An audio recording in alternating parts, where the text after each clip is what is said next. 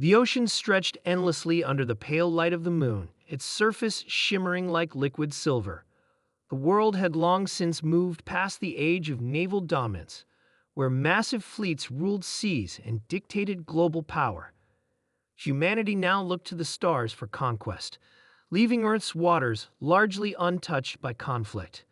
But tonight something stirred beneath those quiet waves, a presence that would remind everyone why they once feared the deep. Captain Liam Hayes stood on the bridge of the Invincible Tide Asterisk, a state-of-the-art destroyer patrolling international waters. His crew was one of the best trained in the fleet, their vessel equipped with cutting-edge technology designed to detect any anomaly above or below the waterline. Yet none of it mattered when the first transmission came through. "Captain," called Ensign Maria Alvarez from her station, her voice tinged with confusion. "We're picking up an unidentified signal moving at incredible speeds. It's underwater." Lion frowned, stepping closer to her console. "How fast are we talking?" "Faster than anything we've ever seen," she replied, tapping furiously at her controls. "It's not just speed, it's erratic too, like it doesn't follow normal propulsion patterns."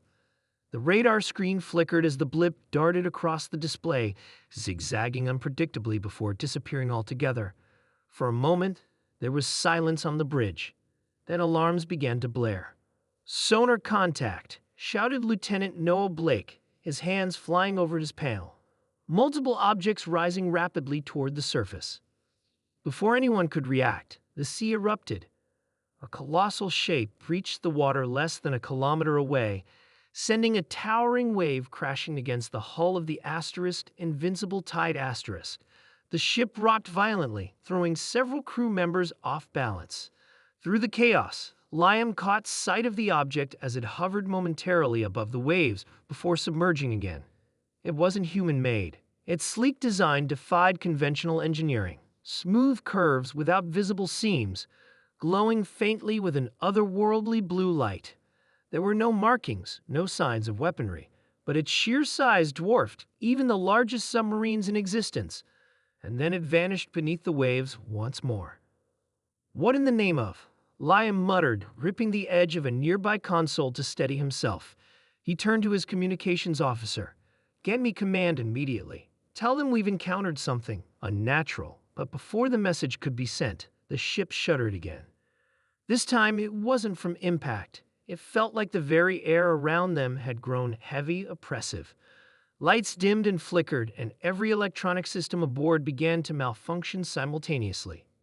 "We're losing power," yelled Maria, panic creeping into her voice. "Engines are offline." Noah stared wide-eyed at his sonar screen. "It's back and closing in." As if on cue, a low hum filled the air, resonating deep within the bones of everyone on board. Outside, the mysterious craft reappeared, this time hovering directly beside the Invincible Tide Asterisk. Its glow intensified, bathing the destroyer in eerie luminescence. Then, without warning, beams of energy shot out from the craft, striking the ship's weapon systems and rendering them useless.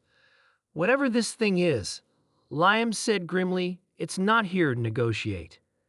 Far away, in a command center buried deep underground, Admiral Thomas Reeves watched live footage transmitted from drones circling the area. What he saw chilled him to the core.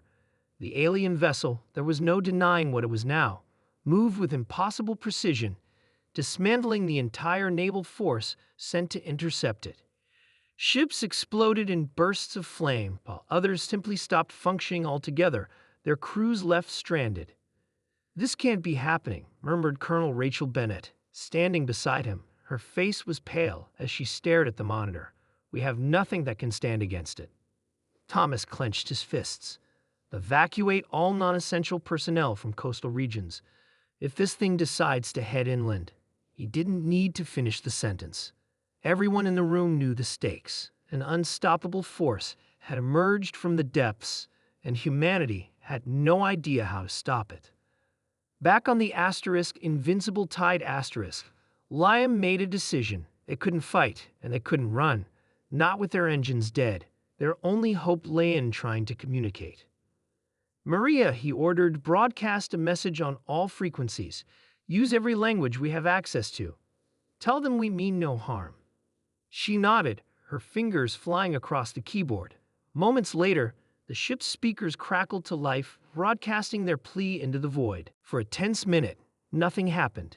Then the hum returned, louder this time, vibrating through every inch of the ship. The alien craft loomed closer, its surface rippling as if alive. Suddenly, a new sound joined the hum, a series of tones, rhythmic and deliberate. "They're responding," whispered Noah, awestruck. "It's some kind of communication." Liam stepped forward, addressing the empty space beyond the windows. "If you can understand us, know that we seek peace. We don't want conflict." The tones shifted, growing faster and more complex. Lights pulsed along the craft's exterior, forming intricate patterns. Then, just as suddenly as it had appeared, the alien ship began to retreat, sinking back into the depths. "Is it gone?" asked Maria, her voice trembling. "I think so," Liam replied, though he remained wary, "but I doubt this is over."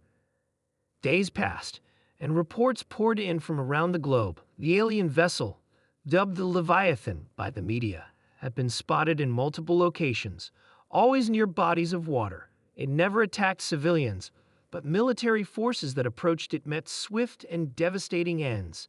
Governments scrambled to develop countermeasures, but none proved effective. In the end, humanity was forced to acknowledge a harsh truth.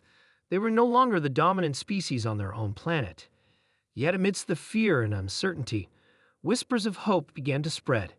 Some believed the Leviathan's actions weren't random, that it might be testing humanity, studying them. Perhaps it sought understanding rather than destruction. Captain Liam Hayes chose to believe that. As he stood on the repaired deck of the Invincible Tide Asterisk, staring out at the horizon, he couldn't shake the feeling that their encounter had been more than mere chance. Somewhere out there, hidden beneath the waves, the Leviathan waited. And maybe, just maybe, it was waiting for humanity to prove itself worthy.